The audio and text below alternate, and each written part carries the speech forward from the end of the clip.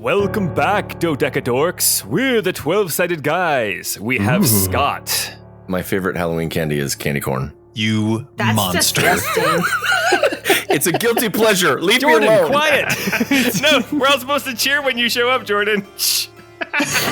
Horrifying. Sabrina. My favorite Halloween candy is Snickers. Matt. My favorite Halloween candy is Mounds. These mounds. Me, Paul. I like those orange and black peanut buttery ones that you can't get anymore. You talking about the peanut butter taffy? Yes, and tonight we have the darkest of magics. Is everything ready? Matt, didst thou bring thine eye of newt? Yep. Sabrina, is thine Ouija board ready? Ouijin and Borden. Scott, didst thou hang up thine floating candles that thou got from the TikTok shop? Yeah, I had to reinstall the app just for that. Oh, damn, that's why you didn't respond to my really funny TikToks I sent you today. Fuck I'm you, sorry. bud. I'm sorry. I uninstalled it a while ago. Now, join with me as we perform the darkest of magics. Repeat after me. Owa. Owa? Tagu. Tagu? Siam. Siam. Perfect. Now faster. Owa. Owa. Tagu. Tagoose. Siam. I am. Faster. Faster. Owa. Owa. Tagu. Tagoose. Siam. I am. Stop. Listen. Oh my, it worked. It's beautiful. It's Jordan! Welcome back, Jordan! Yay! Why, hello there, everybody. Hi. What a surprise! I was just, hanging around in the underworld, chilling with some devils, and decided, hey, why not come back up here and give this a spin? Well, we're glad you're back with us on this spookiest of holidays. So we are the 12-sided guys. We have Scott as Elian. Your old Krahennest. Sabrina as Dov. Oh, hey, dudes. What's up? Jordan as Tarana. Who's been a bad boy? Dog has. Matt as Miska. Bleh! It is me! I've been the bad boy! And me, Paul. Anyway, if you ever plucked a fire chicken to bring your friends back from the dead, then this podcast is for you. It's Chorus of the Forsaken, episode 58.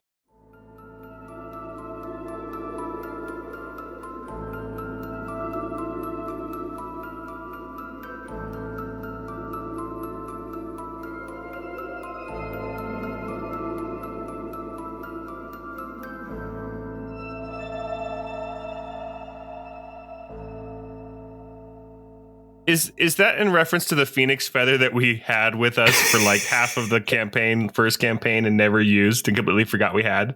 You never really needed to use it. So, yeah, that's exactly Until what it's in Ember reference to. died. Yeah, but it was with the Oh, wrong man. party. Way to bring us down, Paul. Jeez. R.I.P. Never forget. Welcome back to Via Severia and the city of Kladvina. Last time we were together, a lot happened with the main party, Wilhelm and Associates. Well, Wilhelm and Associates plus one B-sider. But at the end of our last episode, as you recall, some old friends in black leather decided to come back to the city of Kladvina after they were on campaign fighting off the necro purge in the Pythrian barony.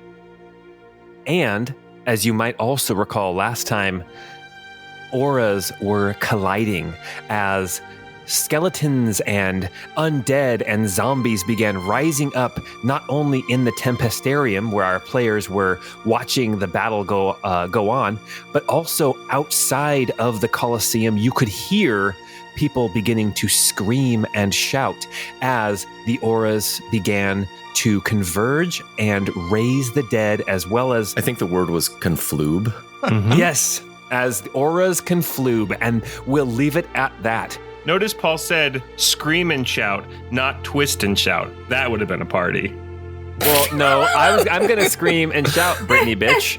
I thought he was going to say scream, shout, let it all out, but Oh, I was gonna say, I wanna scream and shout and let it all out, and scream and shout and let it out. Neat. You guys know that song? yep. Okay, thank you. We now head to the area known as Dockside in the city of Kladvina, to a series of buildings.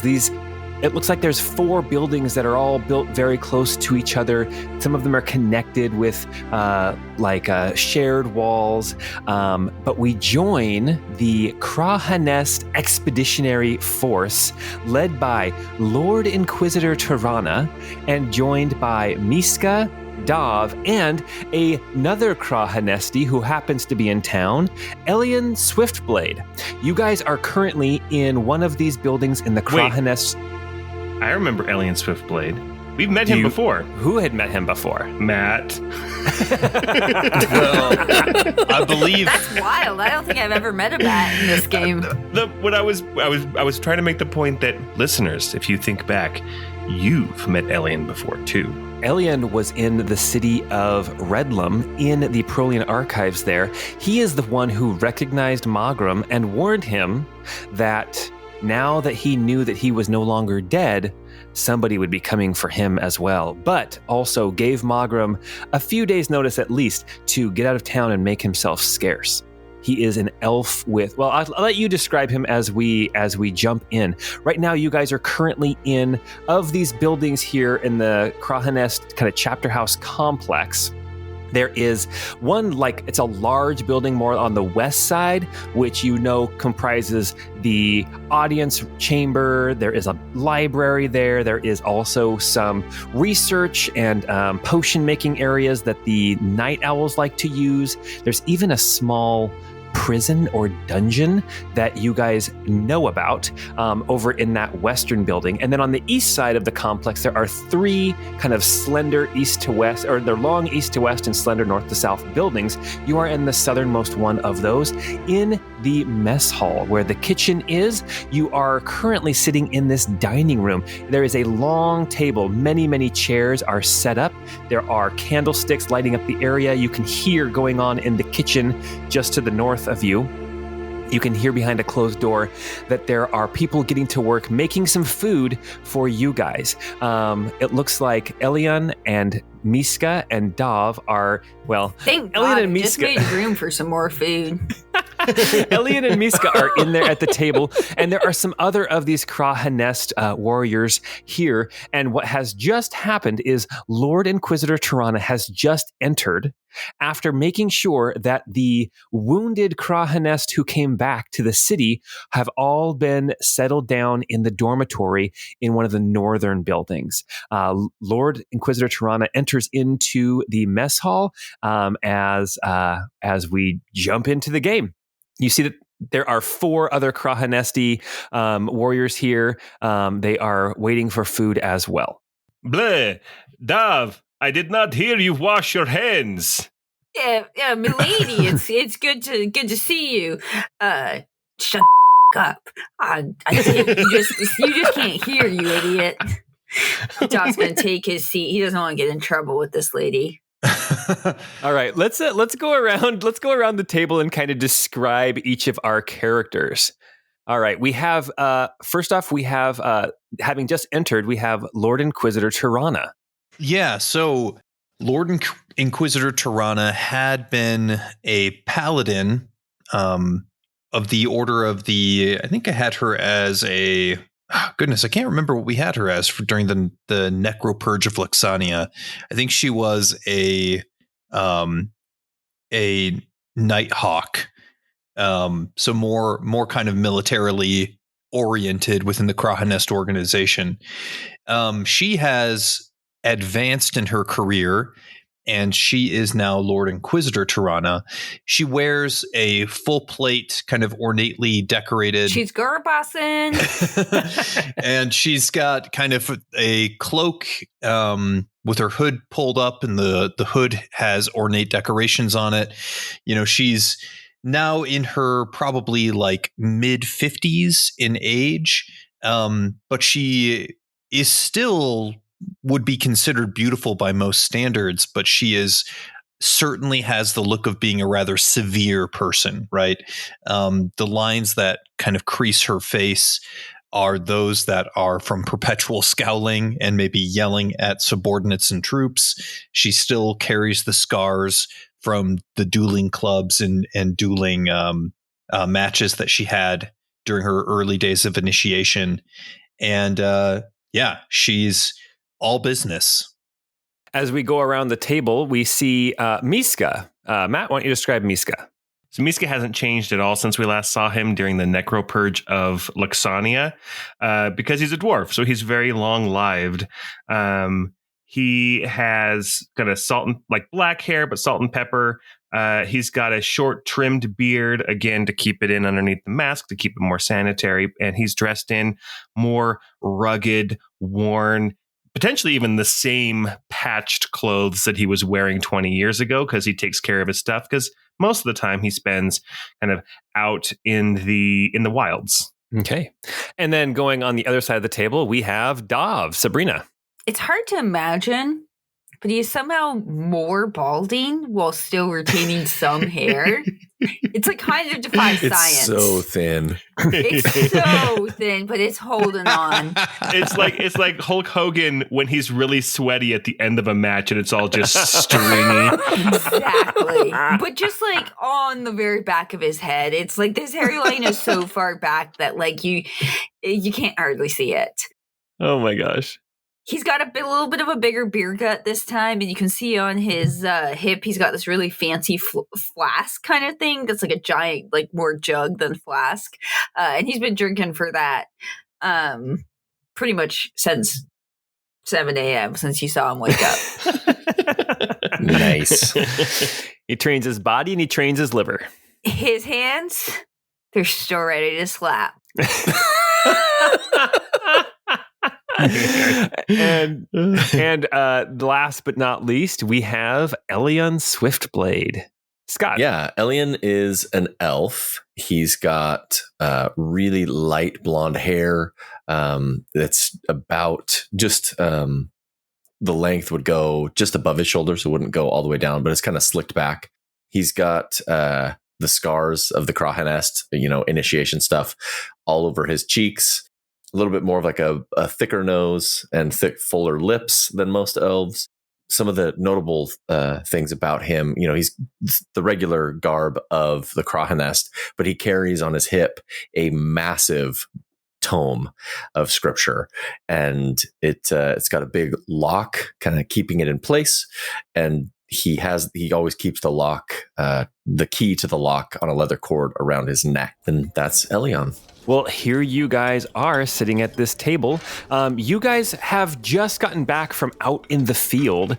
There was a lot of necrotic activity going on, but it was hard to find sort of a central focus, a point where the necrotic activity was actually coming from.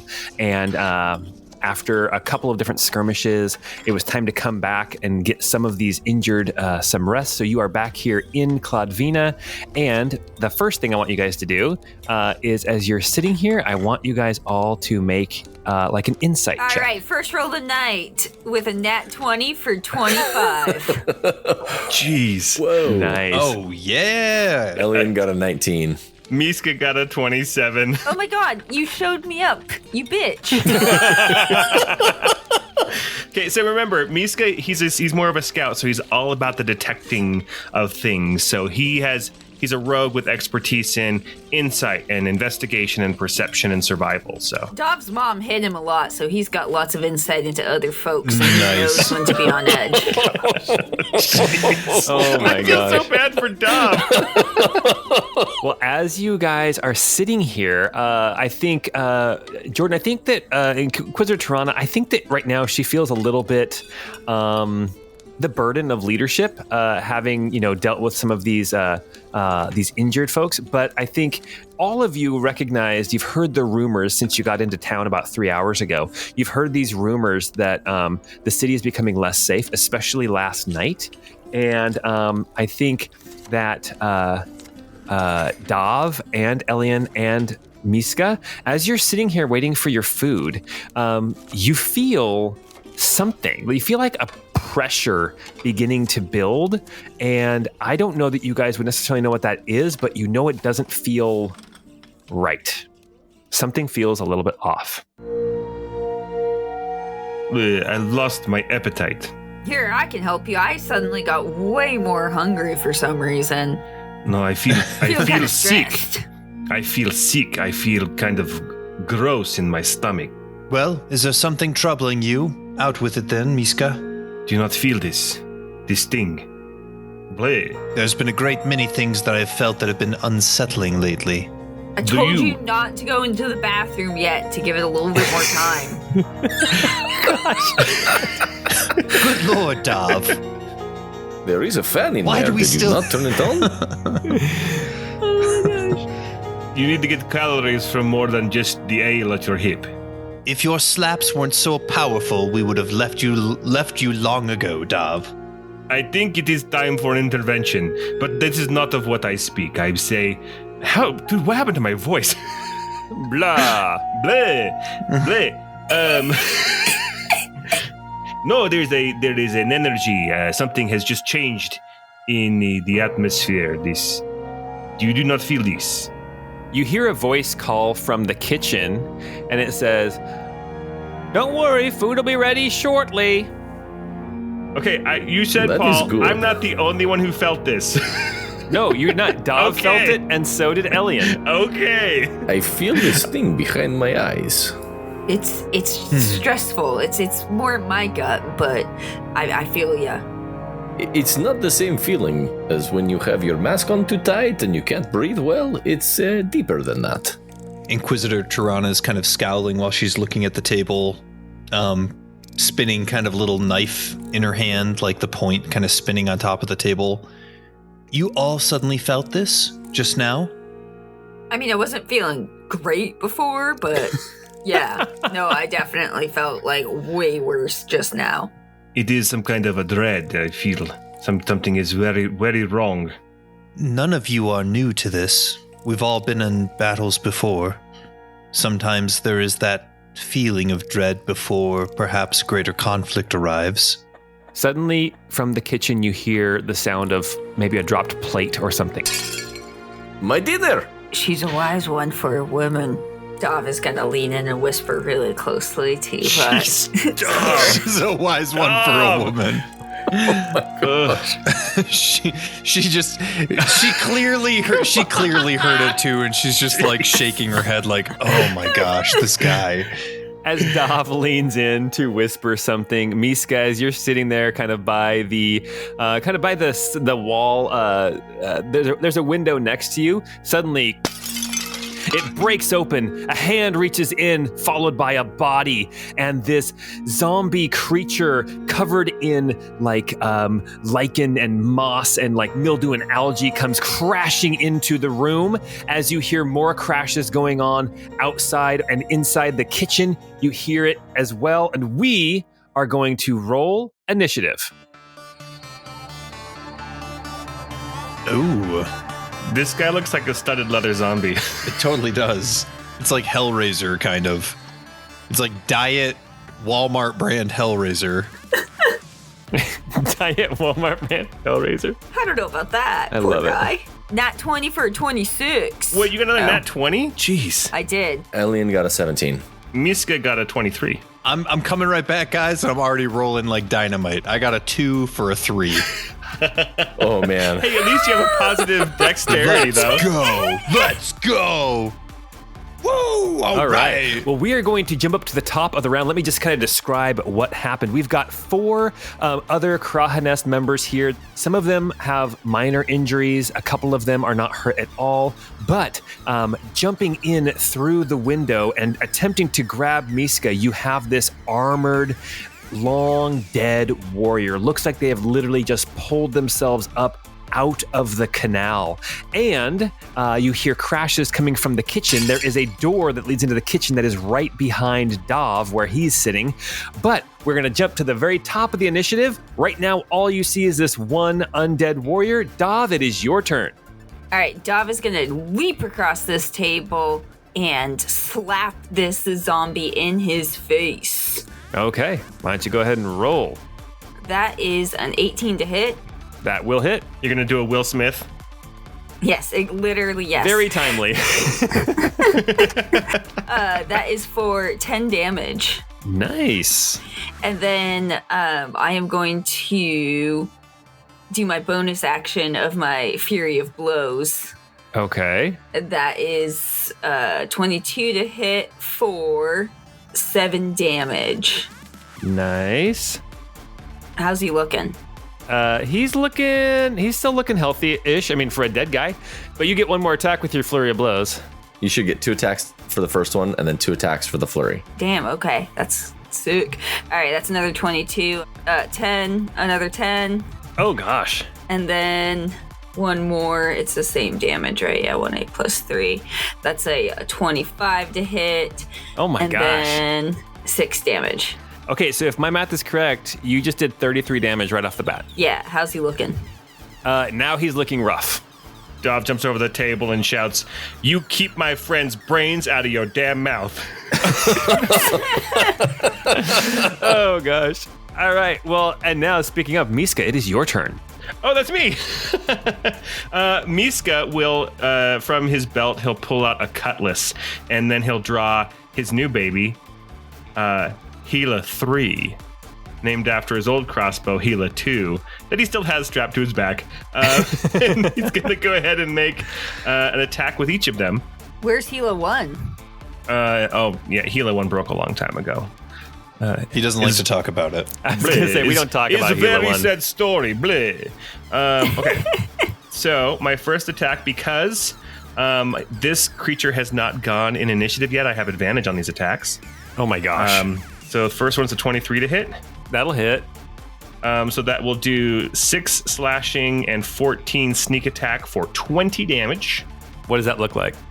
Oh, draws the cutlass and just immediately goes right up into its face with just this big, right. And it's a cutlass, so it's just a big hacking slash, just overhand slash right to the face, splits the face in two. Nice. Slap would have been a lot cleaner. All right, so you've got one more attack, it looks like, but there is nobody else here left in the mess hall, but you hear that there is noise going on to the north in the kitchen. That's fine. So what Misa's going to do is he's going to leap up over the table and go to the door that was by where Dav was, open it up, and I see that there has been another zombie that looks like has kind of climbed into the kitchen somehow, and there is a baker. That doesn't look like a zombie. No, that's the cook. So that was 15 feet to hat. get here. Oh, yeah. That was 15 feet to get here. So I'm going to go ahead and come up and get between the baker and this zombie, and I'm going to take a shot with Miska, or with Gila 3, which is a hand crossbow. All right. And I still have advantage because this guy has not gone yet, too. So that is an 18 to hit. That'll hit. For 6 piercing damage. Okay. All right. Anything else that you want to do, Miska? Let's see. I got to remember all of the different bonus action stuff I have as a rogue. You know what? I'm just going to stay between the zombie and this baker, so I'll stay here. He's a cook, though. I mean, he might have a baker's hat on, but he's holding a plate of chicken. So, all right. It is now. Is it chicken or is it AI creature? It's AI. It looks terrifying. It's AI food. At least it's not Will Smith trying to eat pasta, though. All right, now it is this warrior's turn. Miska, as you entered into the kitchen, you do see this sword-wielding zombie has entered in, but you also see that there is another person working in here in the kitchen, and she has been confronted by another wet-looking zombie covered in algae, but is not wearing any kind of armor. Actually, just appears to be wearing some kind of robes, and is going to be going for her. But first off, this blade-wielding zombie is going to come after you, Miska. That is going to be 2 attacks with a rusted longsword. Let's see, adds 5 to each of these rolls. That's going to be a 19 and an 8. The 19 will hit. That will be 9 slashing damage. I'm going to use my bonus action to uncanny dodge and take half the damage on this attack. I'm going to need you to make a Constitution saving throw, difficulty 12. Is this for poison? This is for disease. That's only a 3. All right. Why don't you just make a note and say that you are diseased? No, sorry, that you have a disease. You don't have the diseased condition, but you do have a disease of some kind. Miska needs Pepto. There we go. Oh God, he's been bitten. No, we've just been hit by a very dirty sword. Okay, Elion, it's your turn. You see the door has opened. I think you can see through into the kitchen and see this other figure, the one that doesn't have any weapons, this other zombie. All right, Elion is going to run into the room. Let's see, 5, 10, 15, 20. I can get up to the woman that's being attacked by the other zombie. Mm-hmm. So Elion pulls out his massive book of scripture and starts whacking the zombie with the book. Nice. It is his tome of repentance. The first one is a 16 to hit. That'll Hell hit. yeah. For 12 force damage. Okay. The second one is a 17 That will hit. for 11 force damage. Nice. And Okay. that will be my turn for now. Beat him with the word of God. I will do bonus action. I will attack one more time with the book. Okay. With the tome of repentance. What do you say as you're hitting them with this massive book of Aeonian scripture?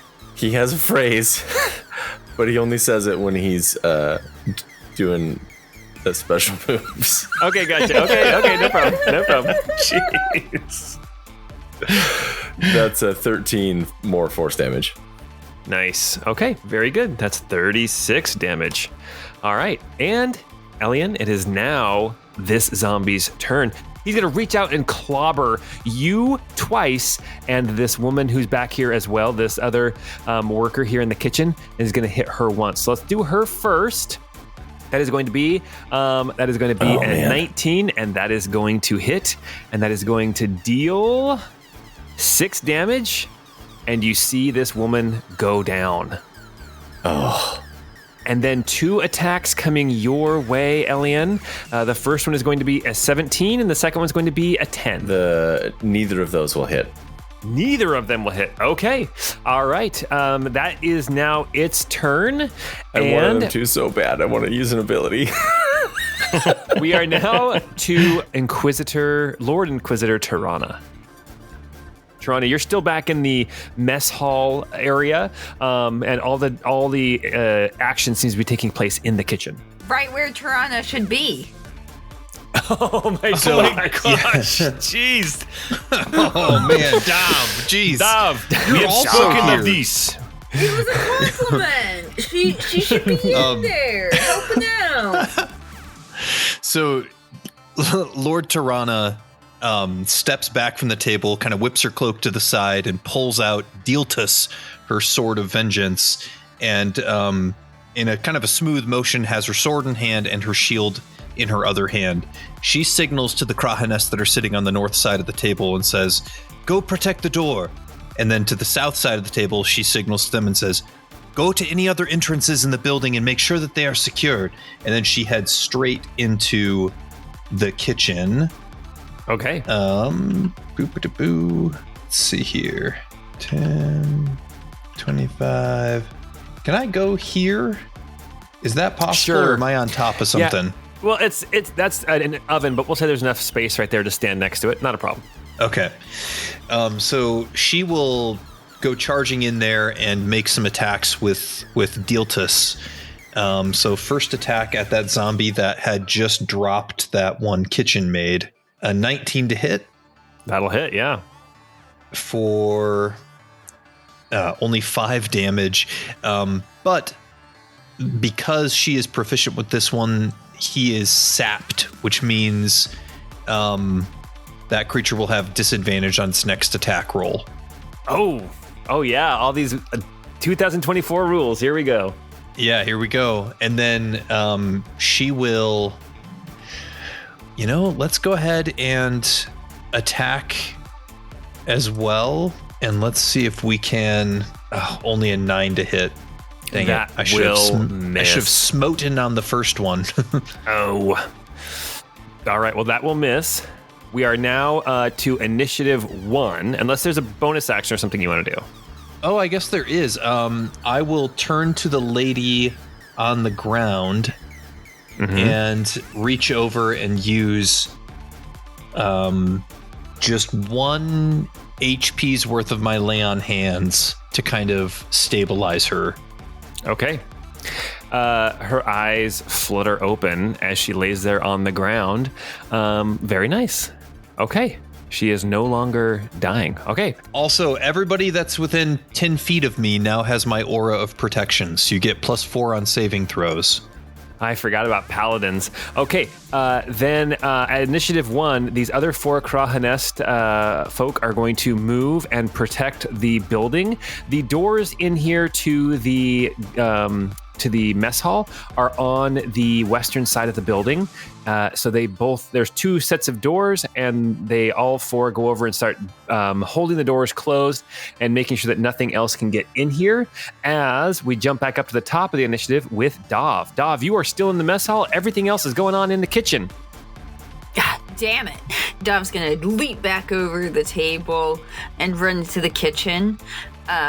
Making a quick assessment, he's going to just run towards this nearest zombie, which he has a 45 feet of movement, so I think he can just make it there. Perfect. And this is going to surprise you, but he's going to slap the out of this zombie. Oh, heck, so that's an 11. Does an 11 hit? So technically, yes, an 11 hits. Okay, cool. This thing's armor looks like it's barely hanging on. It's made out of leather. It's all like worn out and stuff. So hitting these things should not be very difficult. At least hitting these guys. Okay, cool. So I rolled 2 11s, and then that is 17 damage for those 2 hits. And we're going to go again, slapping again with my Fury of Blows. Fury of Bros, more like, with me and my homies. and only the boys, because apparently you got a thing against women. I mean, yeah, he knows. He's not perfect, His mom hit him a lot. Dom is old school. And by old school, I mean slightly racist and sexist. Mostly just sexist, to be fair. Okay. Dov draws the line at racism. Sexism is okay. Exactly. All right, so the second 2 would hit. They're both over 20 damage, or 20 to hit. That's 11 more damage for that guy. So I think that's 28-ish. Nice. This guy is now hurting. Okay, very good. All right, Dav, your turn is up. Miska, you are now, you have Dav on one side of you. You have this drowned zombie here standing there, the one with the sword that Dav just smacked around. What are you going to do?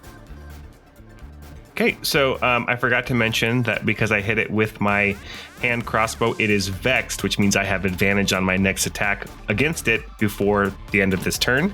So Nice. I'm going to swing my cutlass at it. Okay.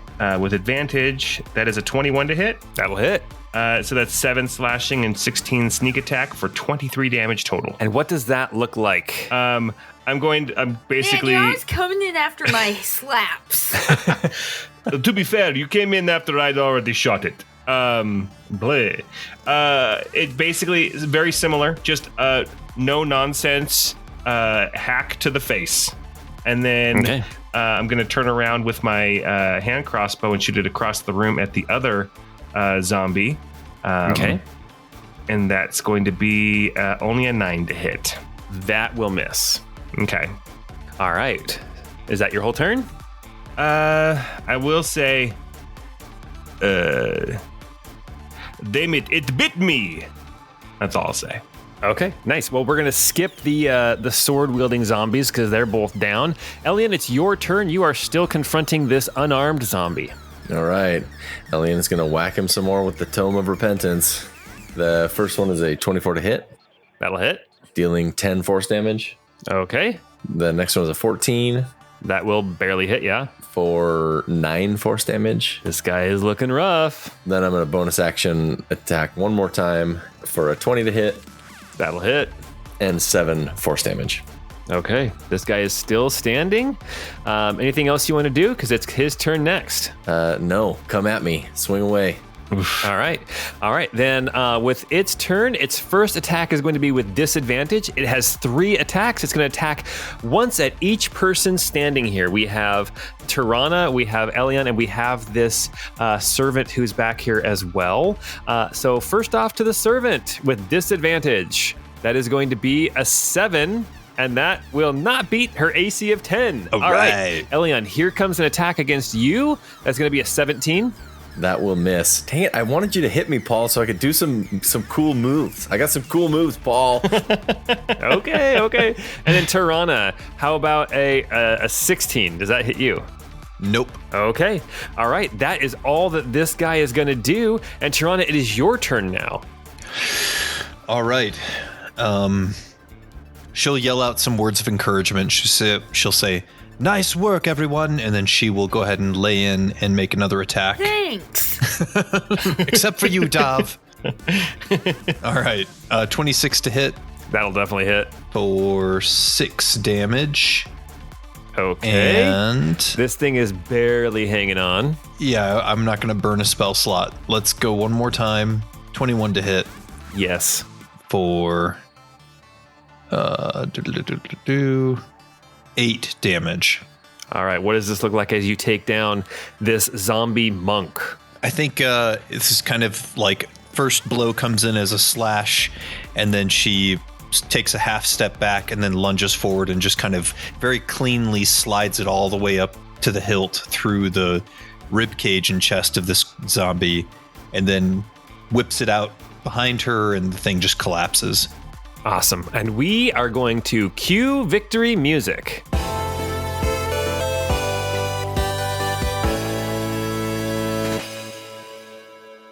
There are now 3 dead zombies, these like drowned zombies here in this building. You can hear now through the open, broken windows, you hear the sounds of battle. You can hear swords or metal against metal. You hear the screams of people being attacked. You hear shouting, "Go, men, get them!" And that kind of thing. You also hear some very unnerving sounds like, "Oh," that's my impression of a wolf. But it sounds, it sounds like it is coming. Don't forget to bring a towel. You want to get high? You want to get high? It sounds like it is coming from not just through the windows here in the kitchen, but also the windows on the south side that got broken when the first zombie came in and attacked Miska. All right, Inquisitor Lord Tirana, you are in charge here. You have 4 Krahennest warriors who are guarding the doors so that nobody else can get in, but you hear that it might not be safe here in the rest of the complex. Something else you would know, Tirana. You would know that although you are the Lord Inquisitor here, or you are a Lord Inquisitor, here in the Krahennest chapter house, there is an abbot who is actually in charge of the chapter house. So just so you're aware, there is a different structure of authority, and you know it's Abbot Stilk. From where we are in this building, are there many levels above us, and what normally would be on those levels? Okay, so very good question. Here in the mess hall, all that this is the dining area and the kitchen, as well as some storage. There's a basement down below, but that is just literally like a root cellar and crates and things like that. You would know that the building just north of you, it's another one of these longer buildings. It is 2 stories. It is the armory. You would know that the bottom floor is full of like spears and armor, bows and arrows, shields, that sort of thing. And the second floor is full of sort of more special weaponry, like potentially maybe some cursed items, potentially that the Krahennest has captured throughout their time here in Pithrian Barony. And there might be some other magical doodads there. But you also know, Lord Inquisitor Tirana, that that is the purview of the abbot. The northernmost building, so on the other side of the armory, that would be the barracks, and you know that currently is full of injured Krahennest warriors. There are a couple of Krahennest people here in town or in the chapter house that you know are not injured, but the majority of people here now, it's kind of a skeleton crew, and a lot of them are injured. So before I bark out orders, the question I would have for you, Paul, is where would the Lord Inquisitor Tirana think to have where would be the greatest defensible position if they're under attack or assault here? Ooh, that is a very good question. Probably in the lab area, there is it depends on if you want to get out or not. There is a third floor to the lab that you know is like some sort of it's a small shrine to Aeona. You also know that there is a heavily defensible door that goes into the dungeon, but that's more because to keep people from getting out. But still, that would be a very defensible place as well. However, both of those places, there's no way out. Got it. So you also know that there is a basement under the. So the way that the building on the east or the west side works is that the southernmost section is the auditorium, and then the next section to the north is the library. Then the next section to the north is the lab and workshop. But then there's a last section that's further north, but you can only get to that section by going through the lab. But that leads to a basement that the night owls use, and you know that is kind of off limits to everybody. Milady, do you think that the folks who have been bitten are of any danger? Not to throw shade. Well, let's have a look at them. No, let's. Why don't you guys make medicine checks, or any other skills you might have? Trying to think what might make sense. Elian rolled a 9 medicine. I think they are dead. Actually, so far nobody is dead. The servant is alive and Miska is alive. Those are the two who got bit. Miska rolled an 8. 13. I'm gonna roll an Arcana check to see if I've any familiarity with necromantic power that might be at play here. Okay. So what was your Arcana? Got a 14 for Arcana. Okay. I think first off, Lord Inquisitor Tirana, you would know, or you would not suspect that these things necessarily had any kind of arcanic disease. Like there's nothing magical necessarily about their attacks. It seems like the bulk of the magic that brings these things to life is some kind of necrotic energy that just literally brings them to life. There's no other magical effects on them. But Dov, with your medicine check, good job. Which, by the way, you did roll. You said you rolled 13, but it looks like you rolled twice, and the first one was a 22. I don't know why it keeps rolling twice. That's weird. Okay, cool. Well, you actually you start looking at Miska and this other person, this woman who got bit, and checking eyes and stuff, and you see just the slightest little tinge of blue right at the edge of the sclera in the eyes, and you recognize,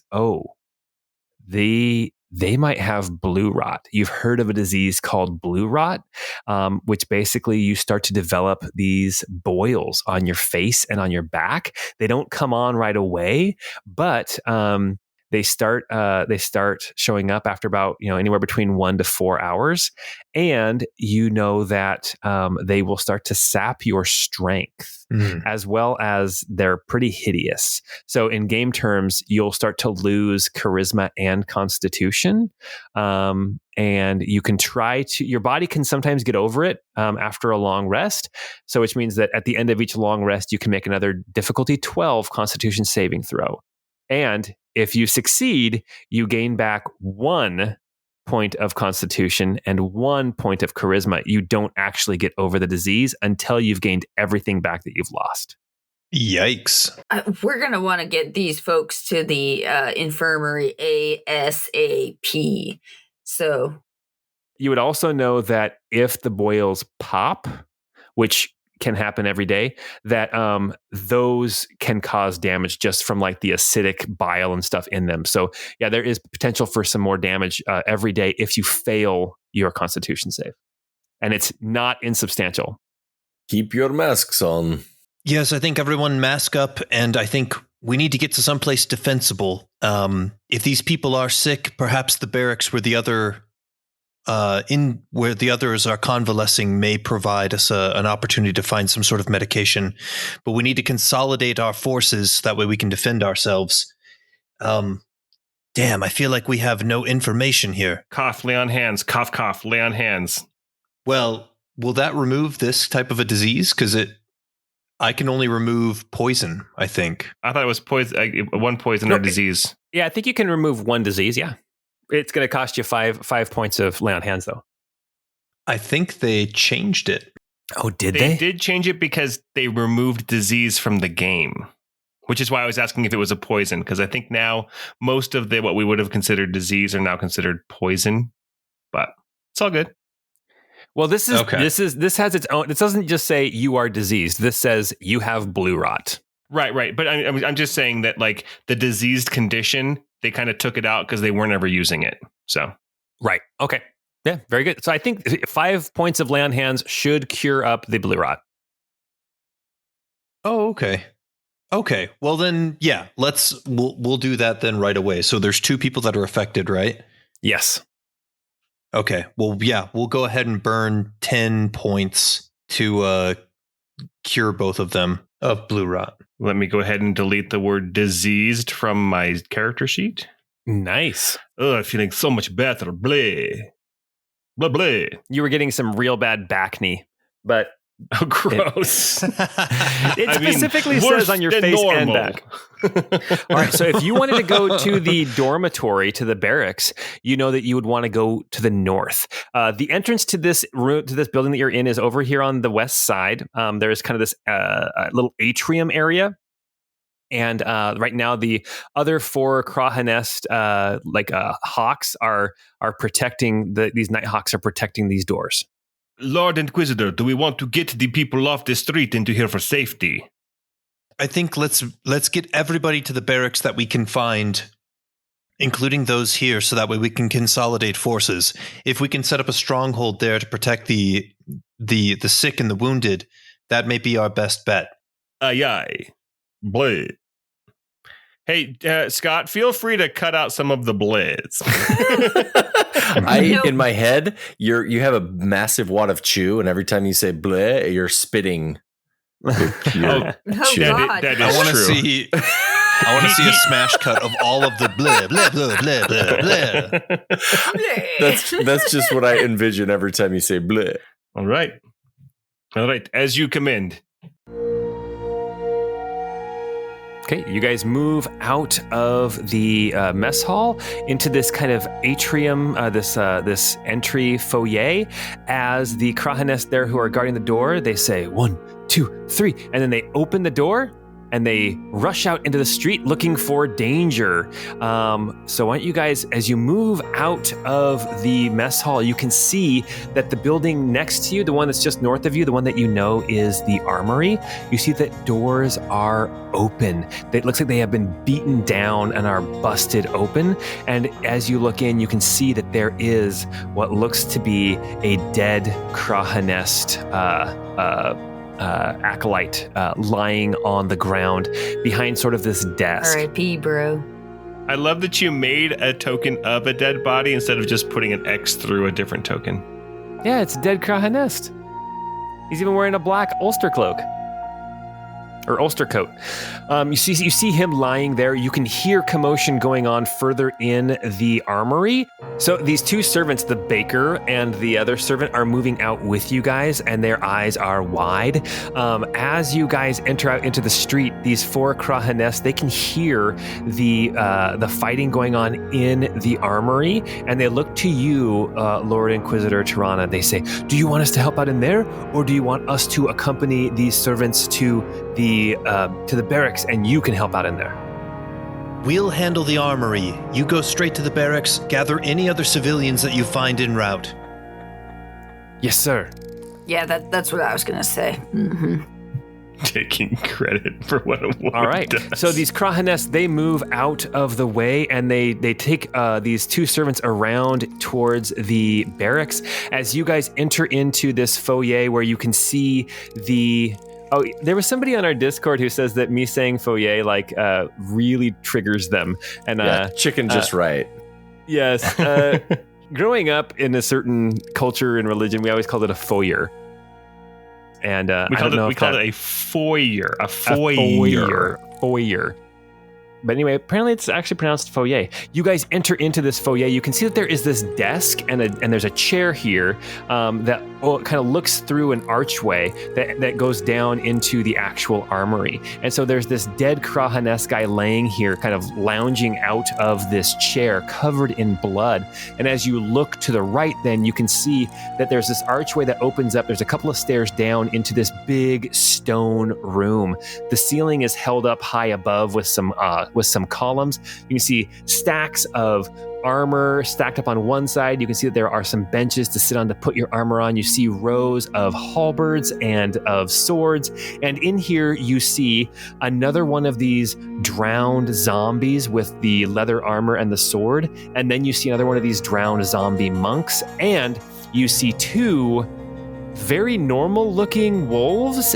If you were in a certain vision, you see these dire wolf zombies have been mangling this body lying here. You see that there are a couple of dead Krahennest warriors here, and they turn to notice you all at the same time, and we are going to roll initiative again.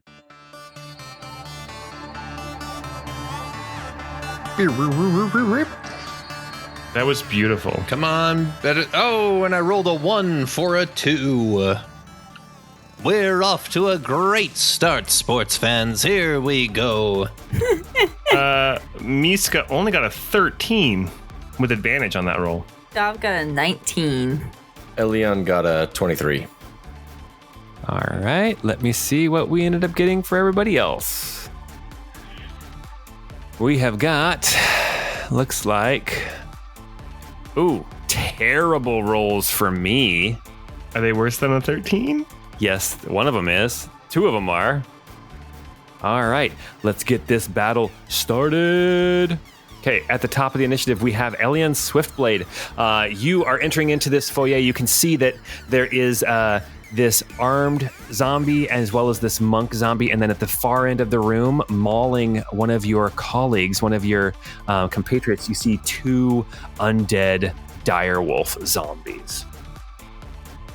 So Elion will run into the room, get about 40 feet into the room, basically. He's going to run up to the zombie that's on the south side of the room and start making some attacks. Cool. The first one is a 23 to hit. That will hit. For 11 force damage. Okay. Next one's a 15 for 13 force damage.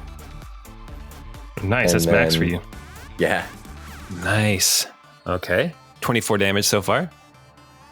Then he's going to use... Get him with your book. That's right, I'm whacking him with my book. I'm going to use the ability Scripture Power. And I'm going to make 2 more attacks. Okay. And do you shout out, Scripture power? That's true. That is what I shout out, but don't say the chorus because those are other abilities. So the first one is a 15 That'll hit. for 9 force damage, Okay. and the last one is only a 12. That will miss. This thing definitely dodges your last attack. Okay, then that is my turn. All right. Dav, it's your turn. You're still back in the foyer. You can see Elian has confronted this zombie monk. There is a zombie warrior with a sword, and then there's these two direwolf zombies farther back. What are you going to do? I think I am going to rush in and just attack this zombie guy right in front of the foyer archway. Okay. And gonna start slapping. That is a 12 to hit. Did you say that? That will hit. Yep. Hits. Okay. Cool. That is 11. Slapping again for, a 9 to hit. That doesn't hit, huh? That will miss. Okay. And then I'm just gonna use my bonus action just to do one more little slap across the face just to get a jab in there, and that is a 8. So. Oh, all right. That will miss. All right. And that is your turn, and which brings us now to this warrior with the sword. The zombie warrior is going to attack at you twice, Dav, and that is going to be a 17 or a 23. Okay, those will both hit, but I will redirect one of those, so he does have to make a Dex 13. Rolled a natural 16, so he makes it. Okay. So do they both hit you then? Yeah. Okay. That is going to be a The total... way it works is you roll to reduce the damage of the hit. Oh, gotcha. So you'd roll the damage, and then... It's 1d10 plus your Dex modifier. And your monk level of what you reduce. So you would roll damage for both, then Sabrina would roll to reduce one of them. Okay, so we've got 11 damage and 4 damage. Okay, and then I would roll to do the 11 damage, and that was for more than 11 damage. You didn't make the... I didn't beat the threshold, so you only take the 4 damage from the second attack, but I do need you to make a Constitution save, difficulty 12. Heck, okay. Con save for 10. All right, you feel something. You have blue rot, Dav. You're killing me, Okay. guys. I don't think there's anything actually wrong with this disease. It's totally fine. Don't worry about it. It's Just all keep good. drinking. Your liver will somehow survive. All right, Miska, it is your turn. All right, so Miska's going to. I won't have advantage on that guy. That's fine. Okay, so Miska's going to actually stroll up to the right next to Dav, to this warrior with his cutlass and his hand crossbow, and he's going to. I'm going to go ahead and use a luck point to give myself advantage on this first attack. Okay. I didn't come up with a fun name for it because I'm still trying to figure out all the rules the way they're written. So let's go ahead with the cutlass. It's a 13 to hit. That will hit this sword-wielding zombie. So that is 8 slashing and 9 sneak attacks. That's 17 damage total. Nice. And then because of the nick property, I can make the hand crossbow attack as part of my attack action. That one will not have advantage. It's only a 9. That will miss. As my bonus action, I'm going to disengage right behind Dav. All right, perfect. You back away. As it is now the dire wolf zombies' turn, they are going to converge on Elian. And as some of you may know from our Phobos and Deimos times, they have pack tactics. Actually, only one of them can attack you, but the other one's going to run around to get to Dav. But they still have pack tactics because they have allies close by. So they each get 1 attack. Elian, with advantage, does a natural 20 hit you? Yes, it does. Oh my gosh, and this is big damage. That's going to be 4d6 plus 3. That's going to be 15 damage from a zombie bite. Gonna use my reaction to do scripture power and reduce that by 17. Okay, so you don't take any damage, but I do need you to make a strength save. I'm gonna. So Elian will shout out, "Scripture power is the power to win!" And the wolf has to make a DC 14 dex save. Okay. That's going to fail. Only rolled a 12. Okay, he'll take 14. Let's see. It is of the same damage that came. So 14 piercing damage back. Nice. Oh my goodness. So technically, did you actually get hit? Or does that negate any even getting hit? Like, do you need to take the strength save to keep standing? It just says you reduce the attack's total by the roll. And then it says if you reduce it to 0 by deflecting the attack, you can expend a force point to redirect it. Okay, I would say then in that case, you didn't even actually get hit, so you don't need to make your strength save. All right. Cool. The second one is attacking with advantage at Dov. Dov, does a 10 hit you? It does not. Okay. All right. And now that brings us to the zombie monk. Elion, you've got 3 attacks coming your way. We've got an 11, a 20, and a 21. The 20 and the 21 will hit. Okay, the first one of those is going to be 6 bludgeoning damage. The second one is going to be 8 bludgeoning damage. So a total of 14. I need you to make 2 constitution saves. Oh, cool. Cool. Oh, wait, are you immune to disease as a monk? I don't know that I am. No, you'd be immune to magical sleep is all. Yeah. Okay. Yeah. No. All right. So I got a 6 on the first one. So Okay. So you have blue rot as well. I've got the blue rock. Thank you. Thank you. Yes, Zach or Mark or Broden. All right. I had a That dream brings us that now to Greg the Shark Lady Norman was really ripper at golf. Lord Inquisitor Tirana. It is your turn. It looks like there are 4 combatants in here that are hurting your fellows. I'm going to run up towards where Elion is. And just remember now, you guys are all going to be within my aura. Well, those within 10 feet will be within my aura. So you'll have the extra +4 on all saving throws going forward. That would have helped like a turn ago. That would have helped a turn ago, yeah. Just kidding. No, you're not wrong though. All right, so I'm gonna run forward and make an attack on this undead wolf thing that's kind of straight ahead of me.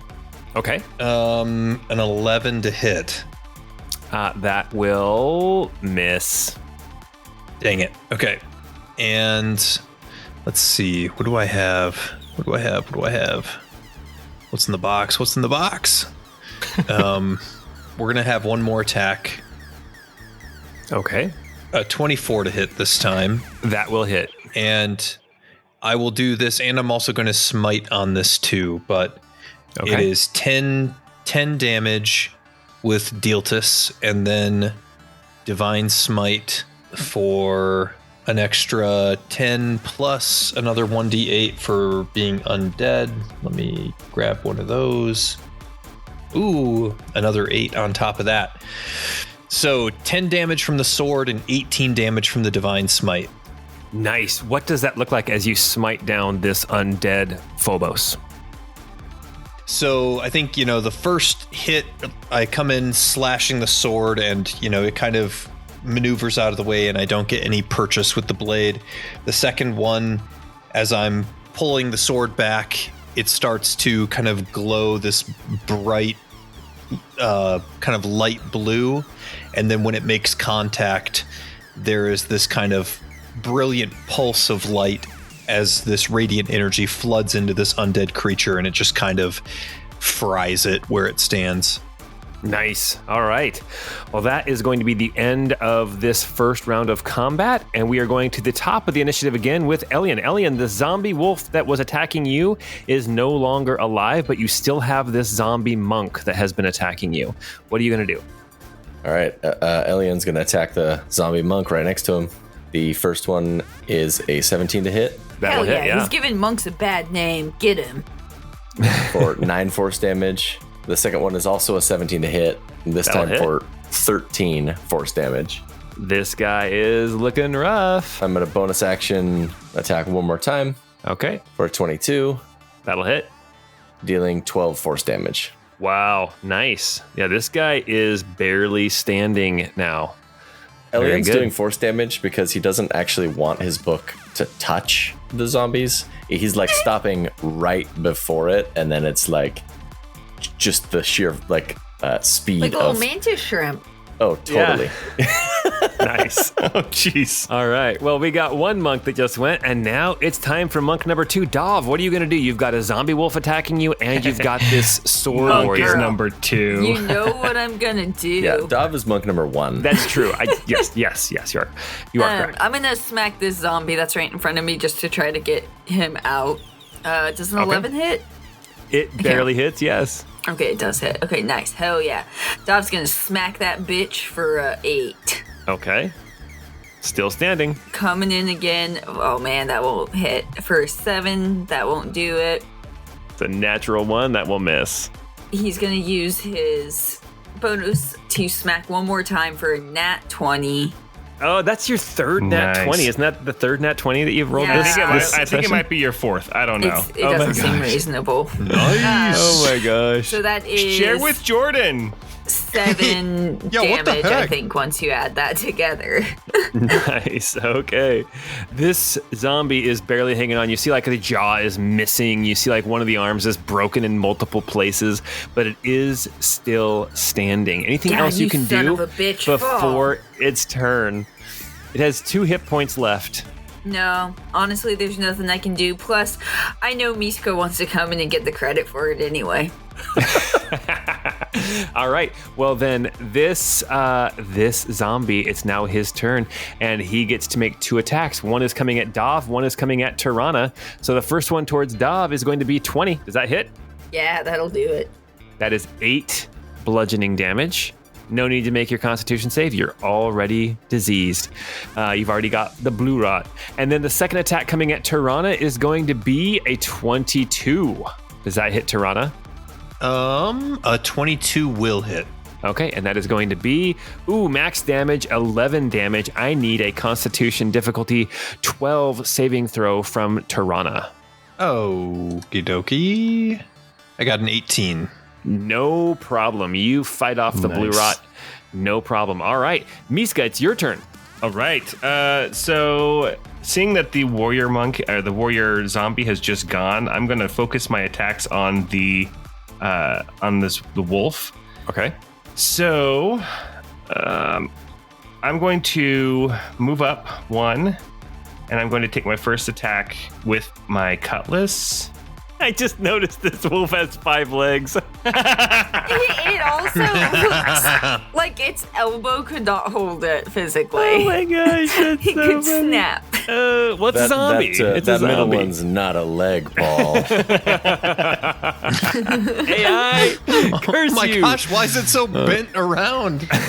So I rolled a nat 1 on my attack with my cutlass. So now that just That will leaves miss. it leaves my hand crossbow heal 3, and that is a 15 to hit. That will hit, yeah. Okay, and since this is next to one of my allies, I will get the sneak attack damage here. So it's 9 piercing, 11 sneak attack for 20 total. Whoa, big damage. Nice. Okay. And then bonus action, I moved 5 feet to get there. Bonus action, I'm moving back to the archway. Okay, so is that a disengage bonus action? Yes, sorry, disengage bonus action. Mhm. Okay. All right. Perfect. All right. Well, Miska, that was your turn. It is now this zombie direwolf's turn. Its only target it can reach now is Dov. Dov, there is an attack coming at you with advantage, and that is going to be a 22 to hit. Classic Miska, just letting it happen. I am going to use my reaction to try to deflect it. Okay, so you've got to deflect 9 damage. Okay, I will deflect that to 0, and then I will try to redeflect it back to him. So he got to make a dex 13. Okay. Made it. Okay, well, I'm still not doing too badly. Okay. But I still well, have blue balls. All right, Elian, you've now got 3 more attacks coming at you from this zombie monk. It looks like 9. Wait a second, is Dov an incel? Is that what's going on here? I mean, he's not getting it regularly, that's for sure. Oh my gosh. Oh my goodness. All right. So, Elian, you've got 3 attacks coming at you from this zombie monk. It looks like a 9, an 11, or a 12. None of those will hit. All right. And then Tirana, you are up. It looks like there is this zombie swordsman attacking Dav. And then if you take a couple steps, you can get to either the wolf or to the monk. I'm gonna take one quick step to the north here. Okay. And kind of straddle the body of the fallen Krahennest soldier. Okay. And we're gonna do an attack first against the zombie wolf. Okay. Let's do a strike with Dealtus. And we'll smite on this one as well. So it's 7 damage, and then with the divine smite, we've got an extra 13 plus for it being undead. Another 2, so 15 damage from the smite. So 7 plus 15, 22 total damage. Dang, I imagine the same thing happens to this zombie dire wolf that happened to the last one. It kind of just burns up with your radiant energy and is no more. Very good. Was that your first attack? Yeah, that was number 1. And hey, then you've got another attack. We'll do another attack on the sword-wielding zombie. Now, because of the way they've changed things up, I cannot smite. I can only get 1 smite in per round. 14 to hit. That'll hit. I don't think you can not kill this guy. For 5 damage. Yeah, he had That's 2 good, hit 'cause I got points a left. 1. So, okay. You cut this other zombie down. The only zombie left is this monk zombie. As we go to the top of round number 3, Elion, it's you, and there is this zombie in front of you that you have been trading blows with. The first one is a natural 1. That'll miss. The next one is a 21. That'll hit. For 7 force damage. 1 hit point left. Okay, I'm going to do something. I'm going to use scripture power again, but this time Elian is going to say, Praise be. Scripture power keeps me safe from sin. And I'm going to use... These are legit lyrics, guys. So the first one, I'll heal myself for 10 hit points. And nice. I can remove a condition, and if the new rule, if I understood what Matt said earlier about diseases not being a thing and being classified as poison, I can remove a poison with this feature as well. Nice. Perfect. Okay, your blue rot is gone. So then this functions as one of the attacks in the flurry of blows. So I still have 1 more attack I can make. Oh, that's awesome. That's a 21 to hit. That'll hit. For 11 force damage. More than enough. You punch the head clean off this zombie monk after you get done touching yourself and feeling much, much better. With those warm as one fingers. Does. Yes, the ability is called Warm Fingers. And we are going to cue victory music.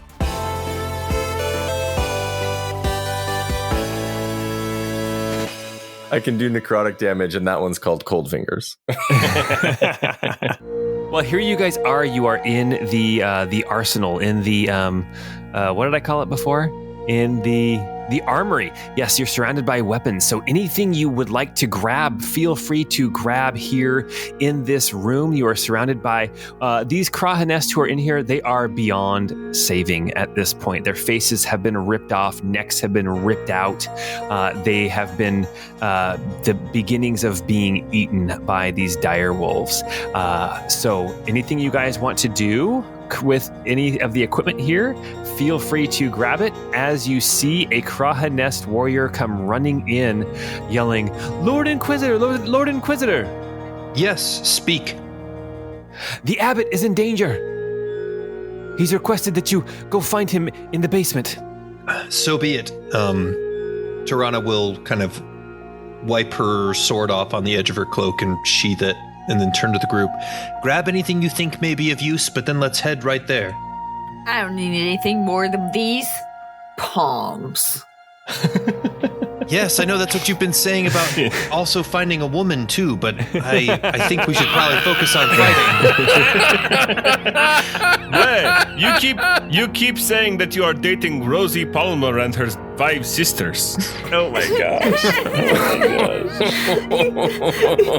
Dom has never been so embarrassed. Oh my goodness. The tent walls are very thin. Oh gosh. Miska will say, take some spears and give them to the civilians so that they may defend themselves. Okay. To this other Krahennest guy. Yeah. He goes up and starts grabbing some spears and some halberds, even a couple of bows and arrows. He's like loaded down.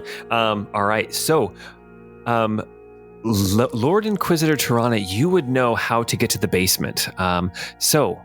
Straight across the street from where you are, you would enter into sort of the research area that the night owls use. As you go in, you can see, as you move across the street, you see that there is fighting going on all around you. This Krahennest chapter house, on the east side of the chapter house and on the west side are both canals, but north and south, it just goes off into more city. You can see that there are soldiers from the city that are fighting off undead of all different kinds. You see that there are these sailors paddling up and down the canals, and they are fighting with cutlasses and crossbows and javelins, fighting these zombies and other undead that are trying to pull themselves out of the canals. But you hustle across looking for the abbot. As you move into the research area, you can see that there are many desks set up with potions and ingredients. You would know that the night owls oftentimes work on different potions and tinctures. You see that there is like some healing potions lying around. You see some holy water, and then some other random things that you're not sure what they do. But to get to the basement, you actually have to go upstairs first. And so there's a staircase at the south end of the lab that goes up to a gallery that wraps around this lab area, this research area. And as you go up onto the staircase and up onto the gallery, you can see that there are some zombies that are moving in, kind of walking around aimlessly looking for something to eat, but it doesn't seem that they can see you up here on the gallery as you see other Krahennest come moving in to help start fighting off to defend the chapter house. As we go through, though, Miska will grab a vial of holy water. Oh, and Tirana, you are heading off a different direction. That could make oh no, never mind. I already used it today. And then Dom will take another sip. Gulp. You guys move around the gallery and you find that there is a door on the north end of this gallery that opens up into this small chamber that then descends down numerous staircases deep beneath the earth. As you guys come down to the bottom of the staircase, you see you're in this small room. Well, it's not that small. It's a little sitting room. And you can see that there are some couches here. There's a couple different tea sets. There is a mosaic of like this owl with a dark background on the floor, and at the far end of the room there is a big massive double door. You know that you are deep underground at this point. Everything just seems very solid around you, and you move up to the door. The door is locked. I think Tirana would just start banging on the door with her fist, being like, "Abbot, are you here? We were told that you needed help." Let me get to that door. I am very proficient in thieves' tools if we want to pick the lock. As you go to get your thieves' tools out to open the lock, suddenly the door, you hear a click, click, and the door unlocks and opens. And on the other side of the door, you see a man. He's old. He's got not blonde hair. He's got white hair. It's kind of receding. He's got kind of wings over his ears, but his hair is kept trim. His hair is in like wing shape. Not he has literally. He's not like a Viking. Yes. Balding George Washington. Not wearing a Viking helmet. Yeah. Yes, he's wearing the black ulster cloak, but it is decorated with trim of gold. He even has a little white, like a kerchief or cravat on. This is the abbot, Abbot Stilk, of the Krahennest chapter house. Tirana, you would know he is a night owl. And what he says as you come in, he says, "The research here is so valuable. We can't let it go to waste. Please help me defend this." So be it, Abbot. Where should we go? As he is kind of looking around the room trying to determine what you should grab, he says, the research on these desks has been taking years to get. Please, just grab what you can before we have to get out. And he goes across the room to a desk. You recognize as you move in here, this room is it's a large open room. It's probably about 40 feet by 40 feet. You can see that as you enter the room on either side, there are these fountains that are built into the wall full of clean water. There are towels lying on the basin around the fountains. These look like places to potentially like wash your hands. You see also in the center of the room is a very large grate. And actually it looks like part of the grate can be lifted up and there is a deep, dark hole going deep into the ground.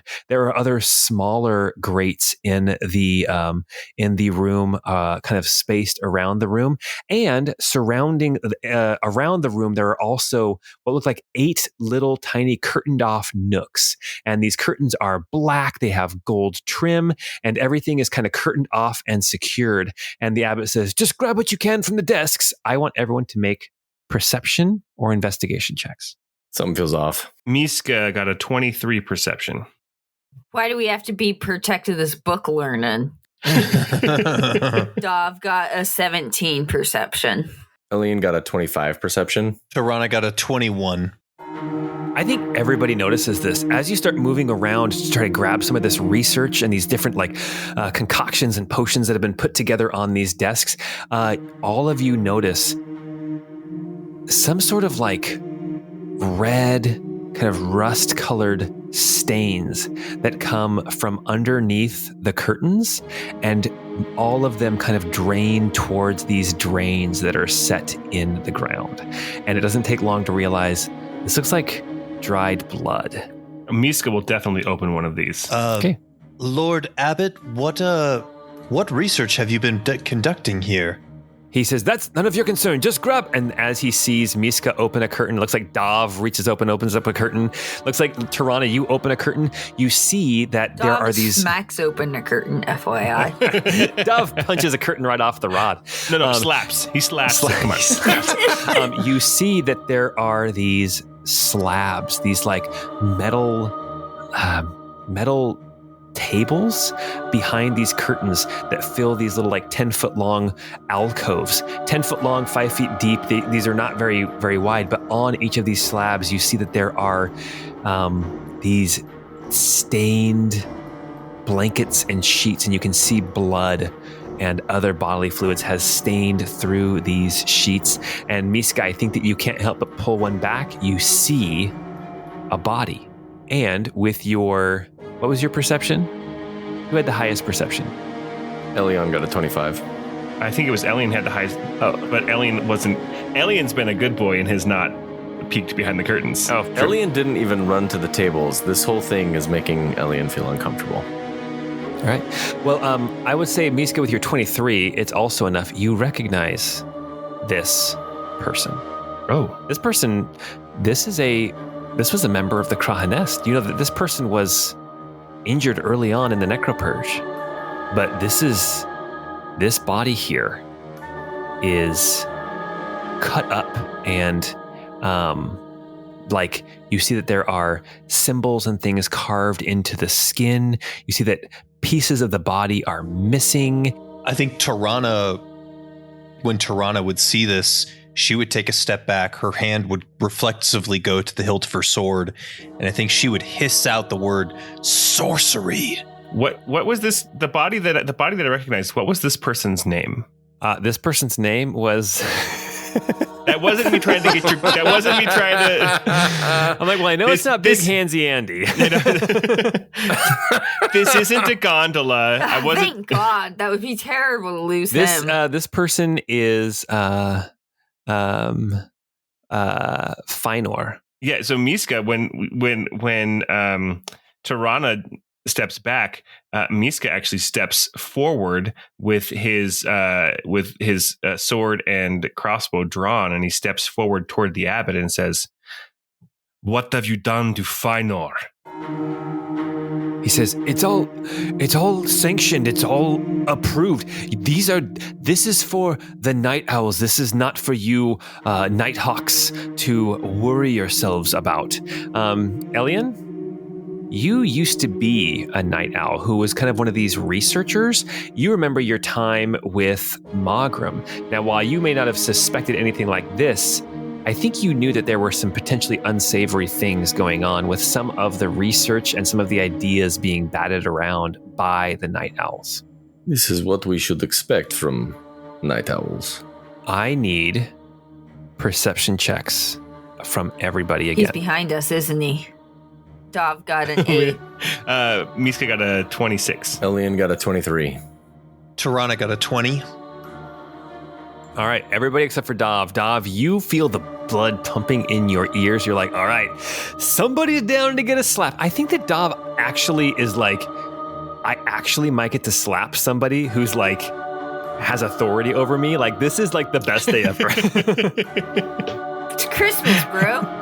Oh, I get to slap my boss. My dad smacked You me. get I to get to slap your smack my dad. You get to slap your boss. As everybody else, though, there's a quiet, and you see the abbot. He looks around the room, and it seems like he hears something. Miska, you hear it too. Tirana, you hear it. Elian, you hear it. There is some sort of click, clack, some sort of noise coming from the central grate. And the Abbot Stilk's eyes stare at the grate, and he says, if the undead are rising now, and then he looks around the room, and he is going to bolt out the door. He's going to start to move. Are you guys going to do anything? Elian is going to stop him. You grab him and stop him, and before he can put up a fight, suddenly the noise keeps getting louder and louder until the grate bursts open, and out climbs this crazy, huge, massive centipede. Whoa! You're a centipede. Oh, God. There is At least this. he's not a human centipede. Also, this is not how I imagined a centipede looking. Yes. I know. Kind of axolotl-pedy. Yeah. This thing comes climbing out. It looks like it is made from numerous pieces of dead bodies. Some are in different stages of decay and rotting. It looks like it has been pieced together slowly or haphazardly from all of the failed experiments that have been dumped down this drain over the years. It comes bursting out, having gained life from this crazy aura of bubbles and jib-jab converging. And we are going to roll initiative. Is it wearing a collared shirt? It kind of looks like it has a collar It shirt. definitely is. It's Totally. The AI is kind of doing that AI thing that What it a distinguished gentleman. I am going to use my uncanny metabolism, so when I roll initiative, I regain all expended focus points and get a 1d8 HP. Oh, So- nice. Wow. Yeah, I think that's a new cool. thing for my monks, and I like that. A 1d8 plus 8. So, yeah. So I'm doing actually, All right. I'm back at full health and Nice. full slaps. This thing is Very straight up good. huge. This thing This thing is taking huge. up 15 square feet. No, that's not 15 square feet. 15 by 15. That's a lot more than 15 square feet. That's 150 plus 25. That's 175 square feet. Elian holds his book close and says, "The power that I get each time that I read." And he also gets all of his focus points back. Those were more lyrics, by the way. Oh, I recognize them. Oh my gosh. All right, you guys. So we are going to jump into initiative. Everybody has high initiative, surprisingly. Did we I say was our gonna initiative? Sorry, I don't remember. I didn't say mine yet, but Tirana got a nat 20 for a 21 this time. So let's go from 1 to 20. All right. Miska got a 19. Dov got a 10. Elian got a 20. Oh my gosh. Abbott Stilk got a 19, and the Centipede got a 15. So we are going to start at the top with Miska. Miska, you are literally right It's next not to Miska. this No, it's Tirana. Toronto, you are right up there. It looks like you are about 5 feet from the centipede. It is this massive creature. It looks like its body. The reason why it's a centipede is because its lower half, like its upper half, kind of looks like this amalgamation, like flesh golem looking thing with this crazy face with fangs and sharp teeth and everything. But its lower half is actually segmented chunks of like bodies that has been built together into like this multi-legged centipede looking lower half. So it's like a human centipede centaur. I hate it. That is It's the human centipede. It's the human centipede. There's a movie called The Human Centipede that's pretty horrifying. I know. It's got I've never seen it. I have zero desire. All right, Tirana, what are you going to do? Okay. So Torana is going to take, she's going to move like 10, 15 feet directly to the kind of northwest of where she was on the south end of the room. This is going to position her kind of right smack next to the centipede, north of Dav about 10 feet, a little bit south of Elion about 10 feet, and within striking distance of the abbot as well. And she says as she's moving close, "You're not going anywhere, heretic." And then she will go to make an attack against the centipede, but she is going to utter her vow of enmity, which is when I get to take an attack action, I can expend one of my channeled divinities, and then I will kind of have this creature marked, and I'll get advantage on attack rolls for the next minute while I fight this thing. Nice. So with that, we're going to attack the centipede with a 17 to hit. That will hit. All right, cool. And we will do 6 slashing damage with Dealta, and she will also divine smite for another 8. I'm guessing he's undead. Yes. Okay, so an extra 12 damage on that hit. So 18 total? 18 total, and then she will attack one more time. Okay. A 19 to hit That'll hit. with 11 damage. Okay, very good.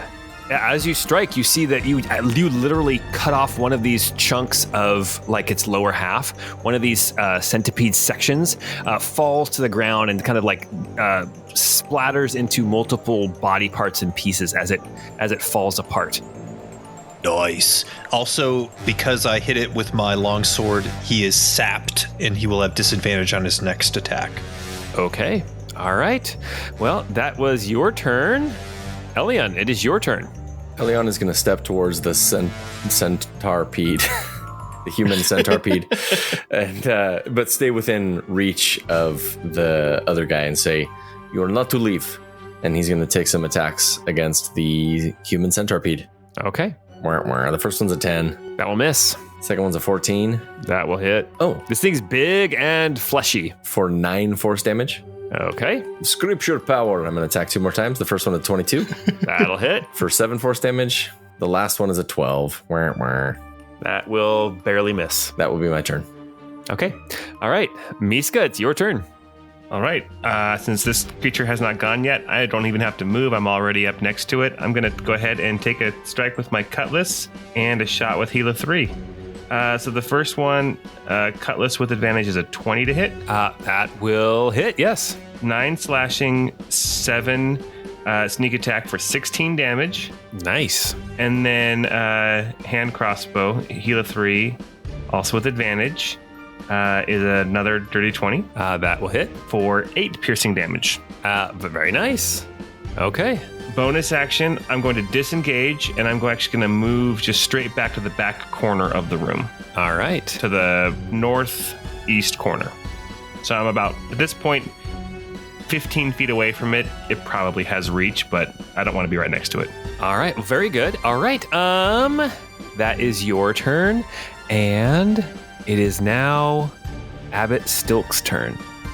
Abbott Stilk is standing there looking terrified, but reaches into reaches inside of his jacket, pulls out a potion, like a vial of some kind, and then throws it on the ground. As it poofs, suddenly Abbott Stilk is not standing there anymore. He has moved 30 feet away from you, back towards the stairs leading back up and out of the basement. And then with the rest, unless somebody can do something to halt that, I don't know if you guys have any feats that can do that. Let's see. It's reflavored Misty Step. Yeah, I mean, since it's a Misty Step, I can't. Otherwise, I have Relentless Avenger, which allows me to like take opportunity attacks and even chase them up to half of my movement speed as part of the reaction. But I don't think, because he used Misty Step, I don't think I can do anything about that. Okay. Well, then that is his action. And then with the rest of his movement, he is going to rush up the stairs and out of sight, leaving you down here to fight the centipede alone. Classic holy man. And it is now the centipede's turn. The centipede, because you managed to do enough damage in one round, lost a section of its body. So now it only gets 4 attacks this turn. But first off, you hear the noise of its legs clicking and splatting on the ground. And I need everyone within 30 feet, which is everybody, to make a DC 17 Wisdom saving throw. I'm going to give myself advantage on this with another one of my luck Also, points. you guys would all have +4 except for Miska. Man, I got to stay closer to you. Because I got a 13, so that makes it a 17. And that +4 came in clutch. I rolled a 1. What was the DC? DC is 17. And I got exactly a 17. Oh, gosh. Geez. I got an 11. All right. Does anybody have any powers against being frightened? Because anyone who failed is now frightened. No, I don't think I do have anything that prevents that. Your aura doesn't, your specific aura doesn't prevent that, or not yet, maybe? Probably not yet. Let me see. Aura of Protection.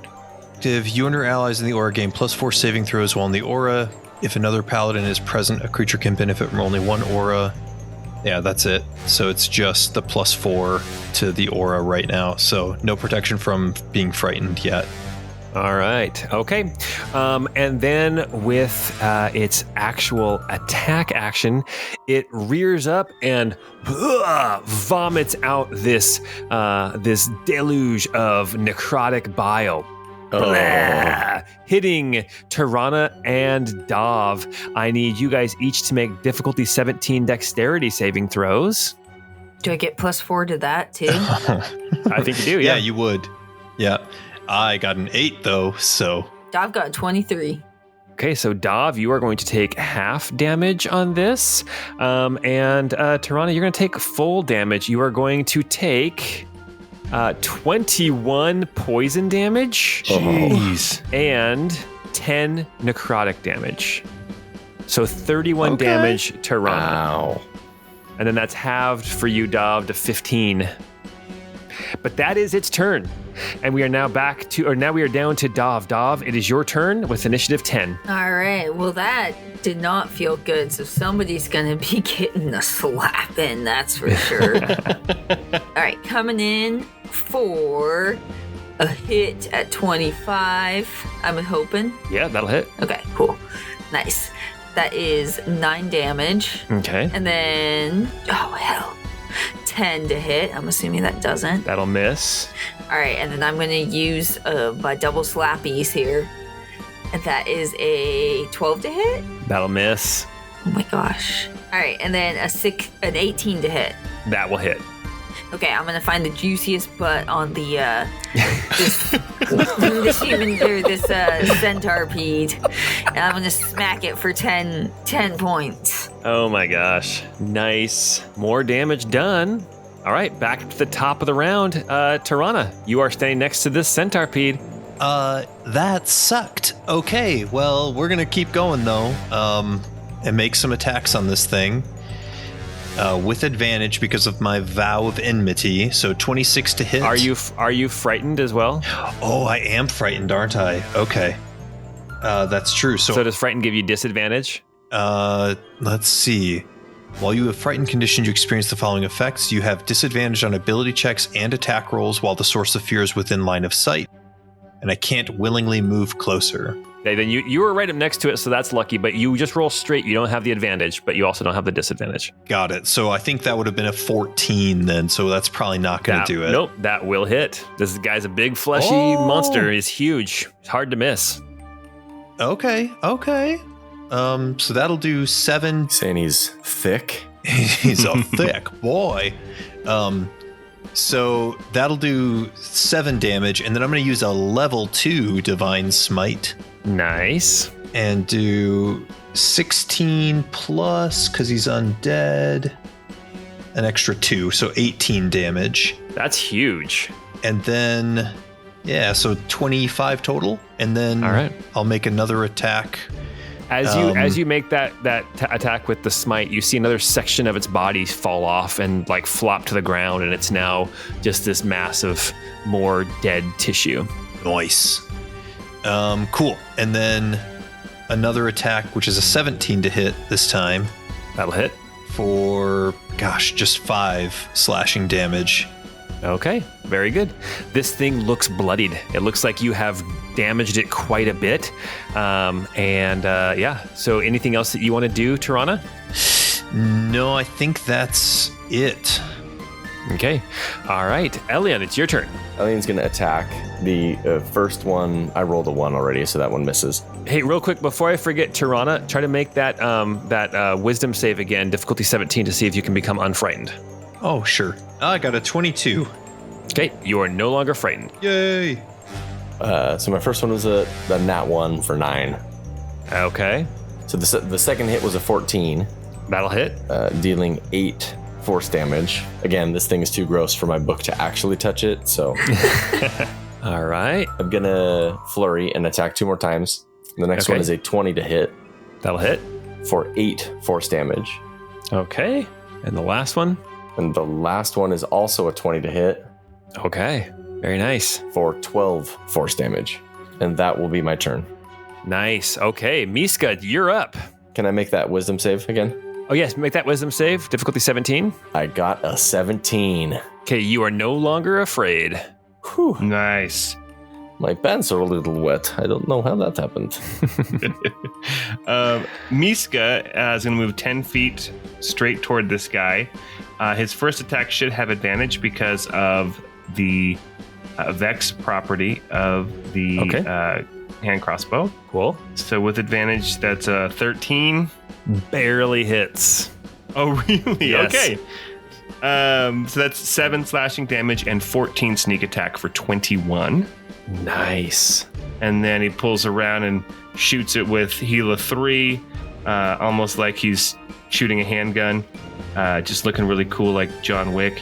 And that one will be a 15 to hit for 9 piercing damage. Then bonus action disengage, move back to that corner. Okay, this thing is looking really, really rough. Still has 3 sections of its body left. First off, it's going to see if it gets its breath weapon back. It does not. So instead, it's going to take 3 attacks. 1 against Elian, 1 against Tirana, and 1 against Dav. Here we go. It's going to strike out with its weird centipede-ish legs. First off, Elian, does an 18 hit you? An 18 does hit. All right, that is going to be 5 piercing and 2 necrotic. Elian is going to... It's going to be 6 piercing and 2 necrotic, sorry. Elian is going to use his scriptures. He's going to... Scripture power is the power to win! And reduce that to 0 and deflect it back. The creature has to make a DC 14 dex save. Oh, fails miserably. It takes 16 of whatever damage it was trying to deal to me. Oh my gosh. And just like this thing is so rough. Okay, Tirana, here comes an attack against you. Does a 16 hit you? Oh, it does not. Okay, and then Dav. Does a 14 hit you? Oh my gosh. Hell not, doesn't. All right, well, that is the Centaurpede's turn. Dav, you are up. All right, let's. And I'll tell you this. I think you can do it this I round. hope so. I could use a kill shot tonight. Do it. All right. Let's see. Dav got a 15 to hit. That will hit. Oh, nice. Okay. That is 8 damage. What does that look like as you strike this man. Made it sound like it was amalgamation? going to be potentially hard. Dav is going to find that juicy booty again and just start smacking till this thing falls apart. You slap it and it jiggles Rest so in hard. peace.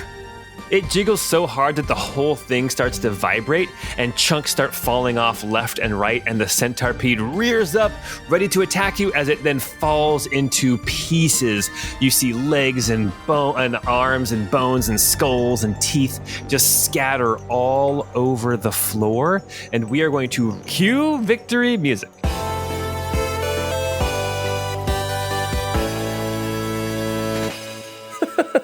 Terrible. Now, I know that Dav just saved our lives, but that still seemed like some kind of a violation. That man's booty was quite juicy looking. As you all stand here in this basement lab of the Krahennest chapter house, this secure lab of the Night Owls, we have Elian, Tirana, Dav, and Miska all standing here over the pile of dead body parts that are all a result of the crazy experiments going on here in the Krahennest chapter house. I imagine all of you feel disgusted and potentially a little betrayed by what you have discovered here in this lab, as you are down here dealing with the centipede. Up above in the city of Kladvina, more and more dead creatures, as well as these crazy amalgamations of animal and human and undead, are rising up to wreak havoc on the city. And that's where we're going to stop for tonight. Next time, we'll see what's going on in the rest of the city. Nice. Good job, bad guys. Can't believe that Man. son of a bitch ran off. Oh, yeah, that's something else, is that the abbot, who was a member of the Night Owls, did get away. So that is something else going on here in the Krahennest chapter house. All right, guys. Well, hey, thank you for playing. Hey, also, if you're listening to this when it first comes out, happy Halloween. Any questions? I think you might have done that last time, too. I don't know. All right, you guys. Well, hey, thanks for listening. Thanks for hanging out with us. Don't forget, we have a Patreon. You can go and listen to our after show, Your Neighbor's Potatoes. You can also, at certain tiers, you can get the battle maps as well as the wiki. You can see some of these tokens. And you can also And see let me these tell you, this token was worth seeing. of Dav or of the centipede. The centipede. Both, but the centipede. Okay, I'll have to put the centipede up on the wiki. And Jordan, it is great to have you back. We'll see what happens moving into our next episode as we see where other characters might be. Anyway, until we get together next time, we hope you have a Halloween-tastic time. Oh, that was terrible. Spooky. A spooky time. A Hollywood-tastic. Jeez.